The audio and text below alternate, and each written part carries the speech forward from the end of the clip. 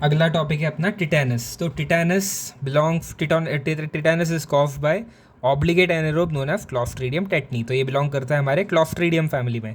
तो इसमें कैसे स्पोर्स होंगे, तो अभी क्लॉस्ट्रीडियम के नाम के आगे ही पता चल जाता है कि कोई ना कहीं स्पोर्स होंगे। तो यहाँ है मेरे drumstick appearance, terminal spore with drumstick appearance, terminal spores. अब यही मैं बोलूँ तो अगर मेरे ओवल एंडेड है, ये तो ओवल एंडेड एक्चुअली, ये ड्रमस्टिक है ना, ड्रमस्टिक तो ओवल होता है। अगर मैं राउंड बोलूँ, सब टर्मिनल राउंड स्पोर्स, इसमें टर्मिनल ओवल स्पोर्स है और इसमें टर्मिनल राउंड स्पोर्स।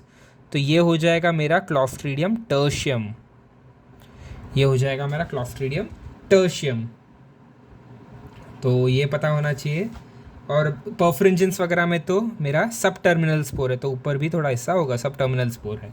बाइफर्मेंटेंस में बीच में होता है स्पोर, ऊपर नीचे equal fragments, clostridium bifermentans. Even your clostridium botulinum, उसमें भी सब टर्मिनल स्पोर्स होते हैं मेरे। तो क्लॉस्ट्रीडियम टेटनी, अगर मैं इसके बारे में बात करूँ तो अच्छा, इसका मैकेनिज़्म पे पहले हम आ जाते हैं ताकि इजीली समझ में आ जाए। तो मैकेनिज़्म क्या है इसका, तो जैसे मेरा क्लॉस्ट्रीडियम बॉटुलिनम स्नेर प्रोटीन से बाइंड करके कोलिनर्जिक बंद करता था। हमें याद है कि बॉटुलिनम में क्या होता था, फ्लॉपी बेबी, बॉटुलिनम में क्या होता था, फ्लॉपी बेबी। फ्लॉपी मतलब क्या था, मसल सारे मेरे रिलैक्स हो गए थे, मसल सारे मेरे फ्लैसिड हो गए थे। फ्लैसिड कब होगा, जब मसल कॉन्ट्रैक्ट नहीं करेगा। मसल कॉन्ट्रैक्ट कब नहीं करेगा, जब कोलिनर्जिक ब्लॉक होगा, जब कोलिनर्जिक ब्लॉक होगा। तो वो क्या करता है, मेरा बॉटुलिनम टॉक्सिन क्या करता है, मेरे स्नेर प्रोटीन से बाइंड करके, मेरे स्नेर प्रोटीन से बाइंड करके वो कोलिनर्जिक ट्रांसमिशन रोक देता था। प्री साइनेप्टिक कोलिनर्जिक स्नेर तो उधर ही ऊपर ही होता है ना, वो सिंटैक्सिन और साइनेप्टोब्रेविन कॉम्प्लेक्स होता था, वेसाइकल निकलता था, कोलिन प्री साइनेप्टिकली बाहर आ जाता था। अब एस्ट्राइल कोलिन प्री साइनेप्टिक वेसिकल से बाहर ही नहीं आ पा रहा है। तो ये होता है मेरा मैकेनिज्म ऑफ बॉटुलिनम टॉक्सिन। और बॉटुलिनम में क्या दिखता था मुझे, flaccid paralysis. Now talking about tetanus, तो मैं इसलिए पहले ये बता रहा था ताकि टिटेनस पे मैं आके अच्छे से बता सकूँ। तो टिटेनी, क्लॉस्ट्रीडियम टेटनी क्या करता है, दो टॉक्सिन रिलीज करता है। एक है टिटेनोलाइसिन और एक है टिटेनोस्पाज्मिन। नाम से ही पता चल रहा है स्पाज्मिन है, तो यही तेरा स्पाज्मिन, दैट इज़ योर न्यूरो, जो मैनिफेस्टेशन है तेरा, न्यूरल मैनिफेस्टेशन है अपना, न्यूरोलॉजिकल, वो कॉज करेगा मेरा tetanospasmin, that is the tetanus toxin. Tetanolysin is a haemolysin, tetanolysin is oxygen labile, tetanolysin is oxygen labile और टिटेनोलाइसिन इज हीट लबाइल। तो हीमोलाइसिन है ये, तो ब्लड के ऊपर फोकस रहेगा इसका, जबकि टिटेनोस्पाज्मिन इज व्हाट अपना मैकेनिज्म है। अब tetanus is plasmid coded, tetanus toxin is plasmid coded, tetanus toxin is plasmid coded, ये पता होना ज़रूरी है। क्योंकि फाज कोडेड कौन से होते हैं, कॉलेरा टॉक्सिन होता है, डिप्थीरिया टॉक्सिन होता है, इवन योर टॉक्सिन C&D, किसका C&D टॉक्सिन होता है, बॉटुलिनम का ही होता है ना, तो वो भी मेरा बैक्टीरियोफाज कोडेड है। Tetanus toxin is plasmid coded. अब मैकेनिज्म पे बात करें तो हम टिटेनस में स्पास्टिक पैरालिसिस देखते हैं। तो अब रीज़न सोचो स्पास्टिक पैरालिसिस का होगा क्या, इनहिबिशन बंद हुआ जिससे देयर इज़ हाइपर स्टिमुलेशन, और ज़्यादा स्टिमुलेशन की वजह से स्पास्टिसिटी दिख रही है। अगर ज़्यादा स्टिमुलेट हो रहा है तो स्पास्टिसिटी दिख रही है। ज़्यादा स्टिमुलेट कब होगा, जब इनहिबिशन नहीं होगा, जब इनहिबिट नहीं होगा। इनहिबिट नहीं हो रहा है का मतलब क्या है, इनहिबिटरी न्यूरॉन्स को इनहिबिट कर दो, एज सिंपल एज दैट। जो गाबा रिलीजिंग न्यूरॉन्स है, गाबा रिलीजिंग न्यूरॉन्स को ब्लॉक कर देता है, गाबा रिलीजिंग न्यूरॉन्स के स्नेर प्रोटीन्स को ब्लॉक करता है। तो दोनों भाई एक जैसे स्नेर प्रोटीन्स को ब्लॉक करते हो। ये भी स्नेर प्रोटीन को ब्लॉक कर रहा था और ये भी मेरे स्नेर प्रोटीन को ब्लॉक कर रहा है, पर ये स्नेर प्रोटीन ऑफ गाबा को ब्लॉक कर रहा है। गाबा एनर्जिक न्यूरॉन्स जो इनहिबिटरी न्यूरॉन्स थे, तो इनहिबिटरी न्यूरोट्रांसमीटर निकलना बंद हुआ, इनहिबिशन बंद हुआ मतलब ज़्यादा स्टिमुलेशन शुरू हुआ, जिससे मेरा स्पास्टिक कॉन्ट्रैक्शन हो गया। तो ये स्पास्टिक पैरालिसिस कैसे हुई, इसका मैकेनिज्म क्लियर है।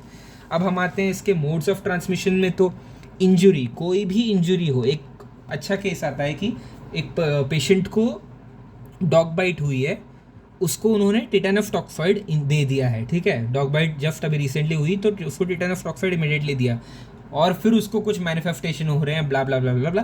केस क्या होगा? टिटेनस नहीं होगा। टिटेनफ टॉक्साइड किसी भी इंजरी में पहले हम एडमिनिस्टर करते हैं।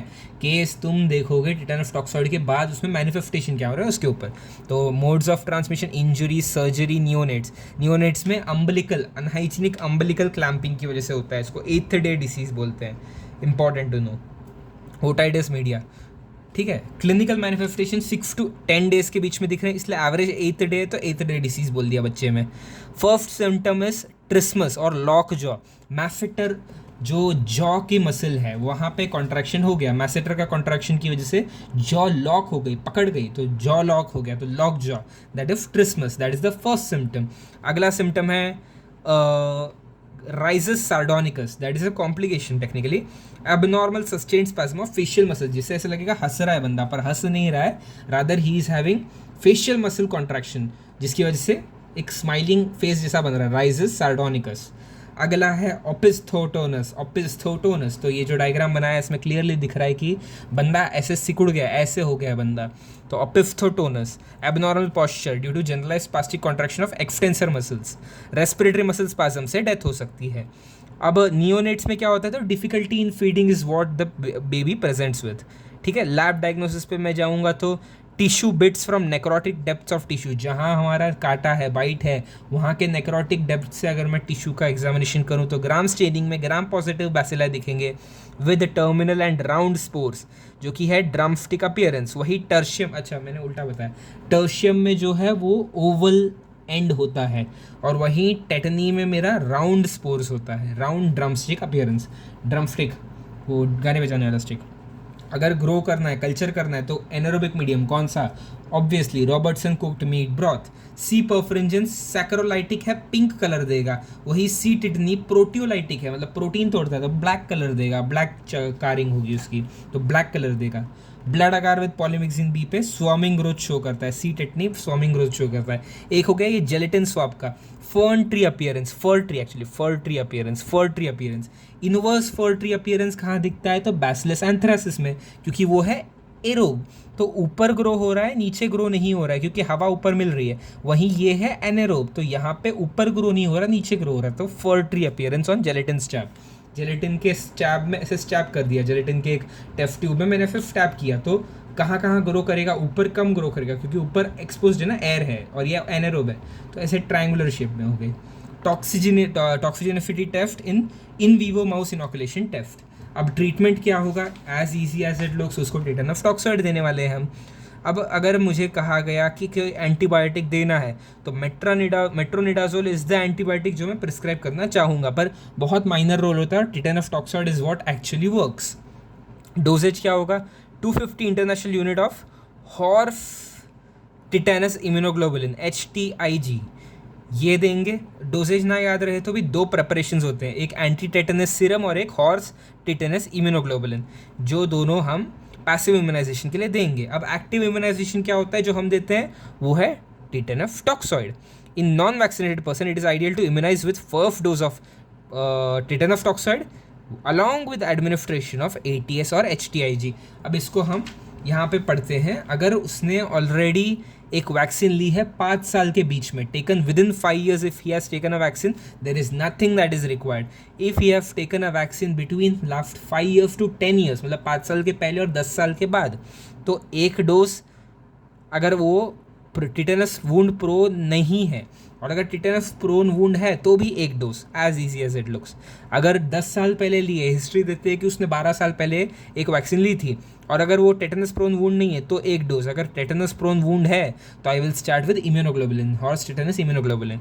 अगर वो अननोन है, मतलब we don't know the status of immunisation, सीधे का सीधे पूरा डोज, मतलब 3 डोज ये दोगे, TD दोगे, और अगर टेटनस प्रोन वुंड है तो horse immunoglobulin, horse tetanus immunoglobulin. अभी जो DT है, T और D क्यों दे रहे हैं, ताकि इम्यूनोजेनिसिटी बढ़ा सके। किसके साथ कंबाइन करेंगे, तो डिप्थीरिया टॉक्साइड के साथ कंबाइन करेंगे। शेड्यूल क्या है, तो वही पेंटावेलेंट जो 3 बार देंगे 6, 10, 14 वीक्स, फिर 2 booster doses of DPT at 16 to 24 months and 5 years, फिर एडिशनल 2 डोजेस देंगे 10 years और 16 years पे. That's it solves all the problems. अगर 8th डे डिसीज पूछा तो अपना ये अम्बिलिकल क्लैंपिंग या सर्कमसिजन से हो सकता है, जिसमें क्या होगा, presents with inability to feed, becomes rigid and spasms but no fever. Meningitis और इसमें कंफ्यूज ना होने के लिए बता रहा हूँ कि no fever in this. That's it.